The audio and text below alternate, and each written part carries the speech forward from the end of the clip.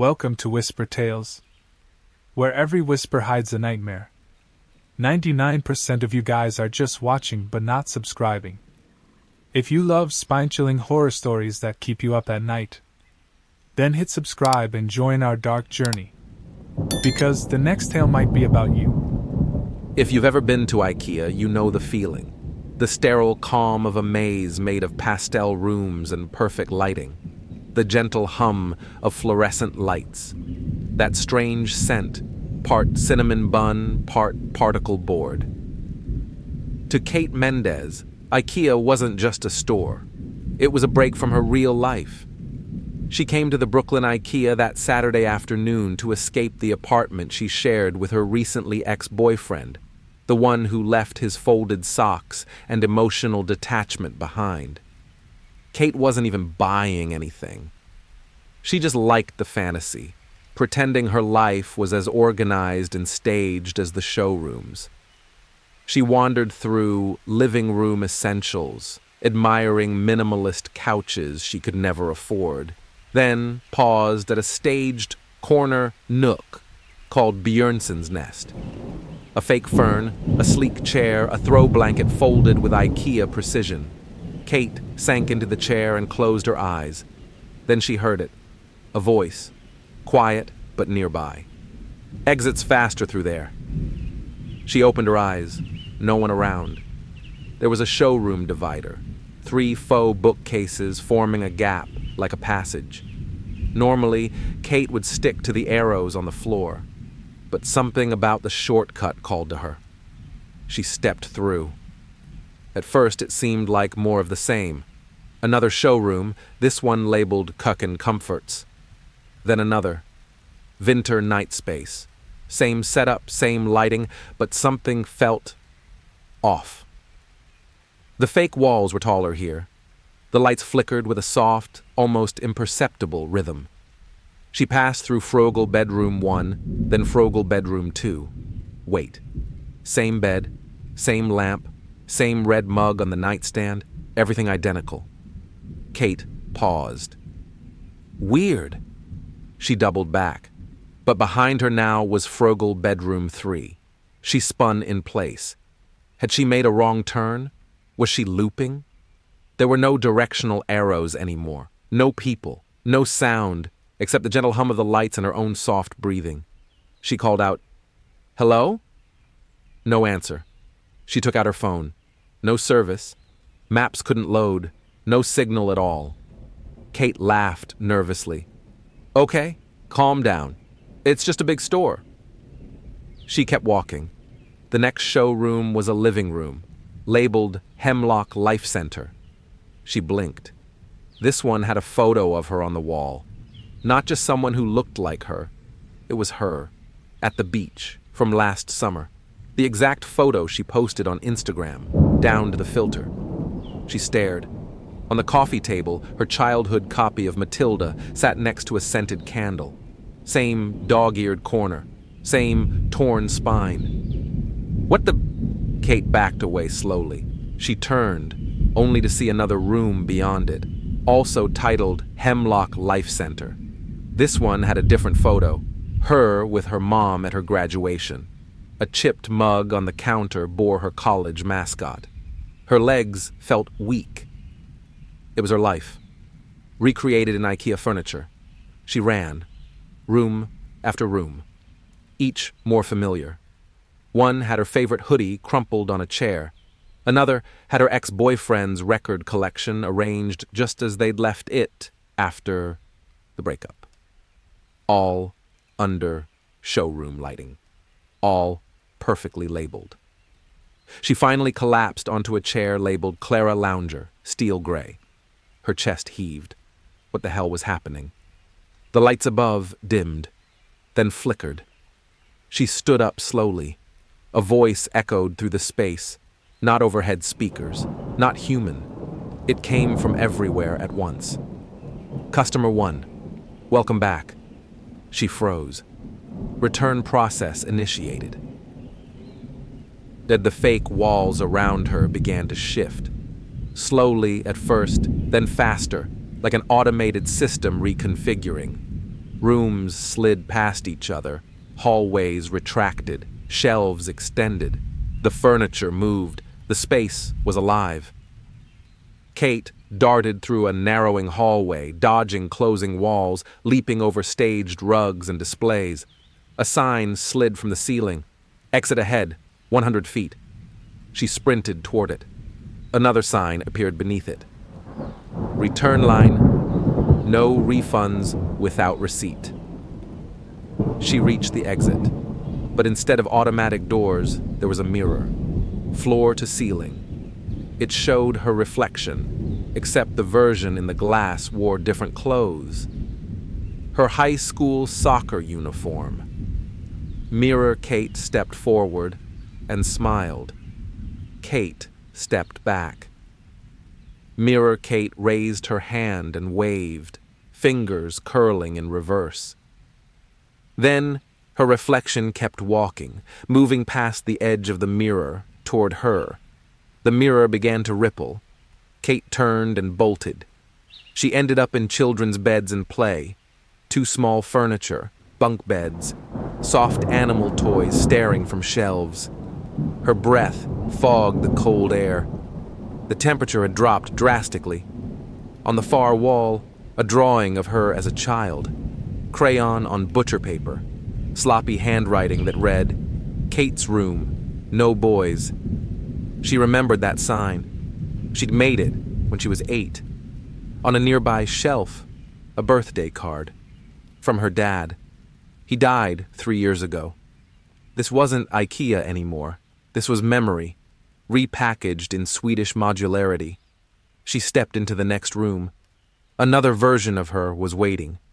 This one was crying, on the floor, wrapped in the college hoodie, hair wet. Kate gasped. It was her, the night of the breakup. Same tears, same posture. The girl didn't look up, but she whispered, "You won't leave." There's no outside anymore. Kate screamed and ran. Down corridors, through kitchens and bathrooms and office nooks. Everything kept rearranging, rooms recycled, furniture melted into different layouts, like the store was trying to organize her past. She ducked into a hidden service hallway behind a curtain marked, "Do not enter, staff only." Here the walls were concrete, pipes hissed, lights buzzed. Finally, no showrooms, no fake memories. She followed the corridor. At the end, a door marked storage. She pushed it open and found herself back in the Brooklyn IKEA entrance. Shoppers filed in around her. Children laughed. A guy with a blue cart walked past, eating a cinnamon bun. Normal. Real. She laughed in relief. Oh my God. Thank you. Thank you. Then she noticed something. Everyone was wearing the same thing. Blue and yellow uniforms, not staff, customers. Their expressions were blank, eyes glassy. They shuffled forward like mannequins. None of them left. The entrance gate led inward, but no one exited. And behind her, the door she'd just come through was gone. Kate turned back toward the showroom maze. On the wall above it, an LED sign flashed. Showroom reset in 3, 2, 1. The lights flickered. The path changed again, and a voice whispered, "Welcome to IKEA. Please enjoy your eternal stay." Kate didn't move at first. The silence after the showroom reset felt louder than any noise.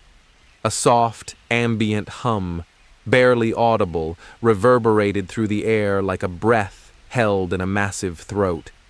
She tried to steady her breathing. Around her, rows of perfectly curated kitchens and bedrooms had snapped into new configurations.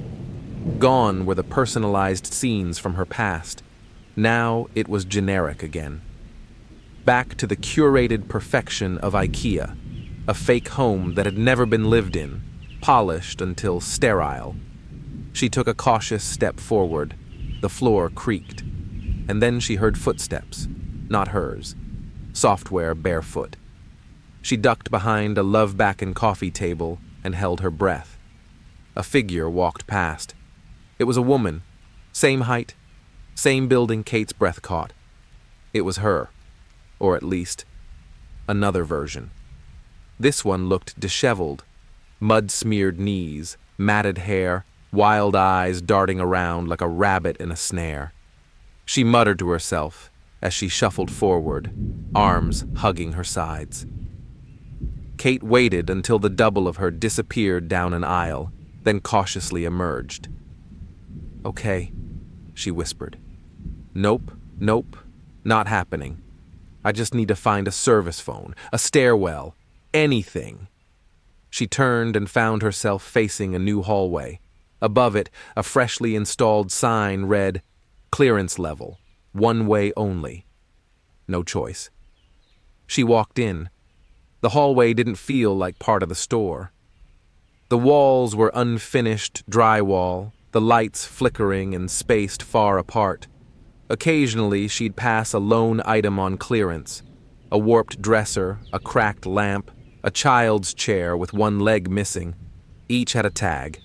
Returned, non-compliant. As she walked, the walls became narrower, closer, claustrophobic. She passed a mirror leaning against the wall. She didn't want to look, but she did. This reflection showed her smiling, too wide, eyes empty, grinning like a doll. It raised its hand and waved, half a second before Kate did. She turned away. Another figure appeared in the corridor ahead. This one wasn't her. A man, mid-40s, gaunt, beard ragged. His clothes looked like they'd been pieced together from IKEA uniforms. He stopped and stared at her. "You're new," he said, voice hoarse. Kate didn't respond. He stepped forward slowly. "Don't worry, I'm not like the others. I haven't snapped. Yet." She exhaled. "What is this place?" "You're in a pocket," he said. "The showroom loop. Once you go in wrong, you don't come out right." Kate swallowed. "How long have you been here?" He looked up, trying to calculate, then chuckled dryly. "I stopped counting when they changed calendars. I think they are using Swedish fiscal time now." Her knees wobbled. "I'm sorry, what?" "IKEA isn't a store," he said. "It's a filter. You walk in one version of yourself. You walk out, if you're lucky, another." "I saw versions of me," Kate whispered. He nodded. "That's what it feeds on, your decisions, regrets.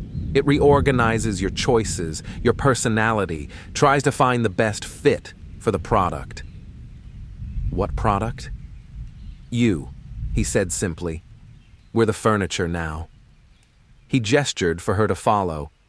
They ducked behind a sliding panel labeled Customer Assembly Station.